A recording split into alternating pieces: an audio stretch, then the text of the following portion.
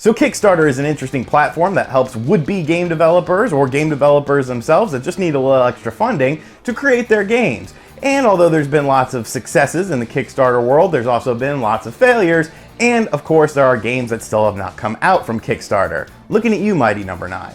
Now I like to look at Kickstarter all the time just to see new projects and whatnot, because once in a while I do donate to Kickstarter projects.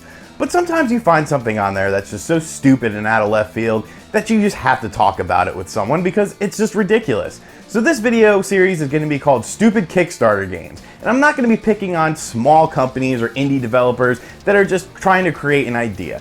I'm talking about the ones that are just so stupid that it makes no sense why they're even on there. You'll kind of understand once I show you these two examples on this inaugural episode. So without any further ado, let's check out this inaugural episode's games. So one of the coolest fighting franchises on the PS2, Xbox, and GameCube was Def Jam. Even if you weren't a hip-hop head, the gameplay was so good that it really didn't matter. So I was surprised to see that The Fight for Her Begins, Def Jam 3, is now on Kickstarter. But why would EA be on Kickstarter trying to get this game going? The Def Jam franchise was pretty popular. Well, upon further inspection, we see that it is not EA, it is simply Jermaine Simpson. Alright, maybe Jermaine is a part of EA or something and, he's trying to help out. So let's look at this Kickstarter project. The Fight for Her Begins, Def Jam 3, which currently has 4 backers, with $13 of the $100,000 goal raised. So more than likely this is going to go just great for Jermaine and company because, they're off to a great start, really hot, really hot. Revamping one of the best fighting games on Xbox, PS2, and GameCube. He did get the GameCube spelling correct and the capital letters, so I gotta give Jermaine props to that. I would like to revamp one of the best fighting game on Xbox One and PS4. I would use the funds to get everything together to make the game. I would have to pay for the director for the storyline. I would love to get Spike Lee. He did good for NBA 2K16 story mode, and the rest of the funds will help promote the game. So obviously Jermaine has a really solid plan. He's really thought this out, pretty well, honestly. And he knows what these funds need to go to. He has to get Spike Lee. He has to have a great story because NBA 2K16 story was so great. Risks and challenges. Maybe some of the cast would not want to be a part of this project. Well, I couldn't understand why they wouldn't want to be a part of this project. Like I said, this is a well-executed business plan here that just seems flawless to me. When we look at the rewards, if I pledge $59 or more, I will be the first to play and own the game with Season Pass. So he's already planning on DLC, which is just amazing, and it's an estimated delivery date of November 2017. How did this get approved on Kickstarter? Don't Kickstarters actually get looked at by Kickstarter admins or something? The people who run the page? And maybe they could have thought to themselves, I don't think Jermaine owns the Def Jam license, and he probably has never made a game before because he has nothing here. He has no pictures of gameplay. He literally has nothing. It's just words.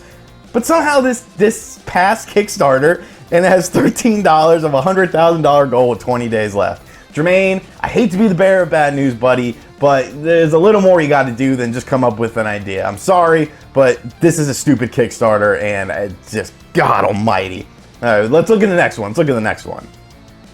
All right, so we have another fighting game franchise that I love, Marvel vs. Capcom Resurrection, which is currently suspended. So, maybe Kickstarter caught wind of this, but we're still going to look at it anyways because it's pretty damn funny. So they got 151 Canadian dollars of the $5 million goal. Reach for the stars. Who's doing this? Is it Capcom? No, it's Marcus Anthony Day. I don't know. Marcus says, this is one of my all-time favorite fighting games, and it is a shame to see it not in development for current consoles. Alright, I'll give you that much. I would love to see a new Marvel vs. Capcom. Let's see Marcus's business plan because I got a good feeling about Marcus. I'm simply raising funds to hire developers, purchase assets, perform research, and pay any royalty licensing fees for characters in the Marvel Universe to the appropriate party. Capcom used to be the developer of this once very amazing game, but it seems they have no interest in dealing with the royalty fees that are involved with developing the title, thus why they aren't creating it anymore. Well, that's kind of a bit of a stretch, dude. My idea behind hiring developers is to hire interns from University of Waterloo for specific parts of this project to incur the least amount of overhead possible while obtaining ambitious, young, motivated, intelligent students from one of the best post-secondary scientific schools in all of Canada. All right, You want to hire minimum age workers to make a AAA fighting game. That's got that's a recipe for success. Marcus knows what he's doing. He's a shrewd and savvy businessman. Risks and challenges. The risks involved with the project can stem from royalty licensing fees to get approval to use these characters, to not having enough finances to fund the project once all is said and done. I'd like to possibly get in touch with Capcom to discuss possible overture of the video game's asset for a certain cost. But another risk involved with this would be if they say no. Starting the game from scratch can be very time consuming. Well, no shit, buddy. If they say yes, how much would they expect for all of the assets? A lot has yet to be determined, but will be within the next few weeks, depending on the amount of interest this sparks. Let's check out some rewards here. For $50 or more, I get a free copy of the game, my name featured in the manual as credit to funding the game, plus all and any DLC that comes out you also get for free. Hey, that's pretty cool. December 2018, it's right around the corner. I'm sure this game will be done by then. If I pledge $1,000 or more, that's a big jump from 50 there, Marcus. Pledging $1,000 or more gets you a limited edition copy with all of the previous goodies, so I guess the game, with the inclusion of a limited edition action figure of the character of your choice by a select artist. And that has a May 2019 release date.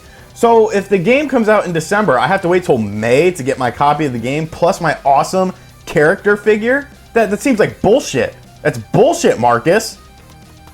And like I said, this has been suspended. They did not get the $5 million needed. And honestly, I'm pretty surprised. I think Marcus, he knew what he was doing. He knew what he was looking for, but he just didn't execute well enough. Maybe you want to talk to Capcom, the people who actually own, Capcom characters, before even making this game. So those are two stupid Kickstarter games that I just had to talk about with you guys. I hope you guys enjoyed this series. If you did, be sure to hit that like button. Leave me a comment down below. Let me know if you want to see more episodes. And of course, always subscribe to this channel so that you can get more content from me. Hope you guys enjoy this. I'll see you guys next time. Later.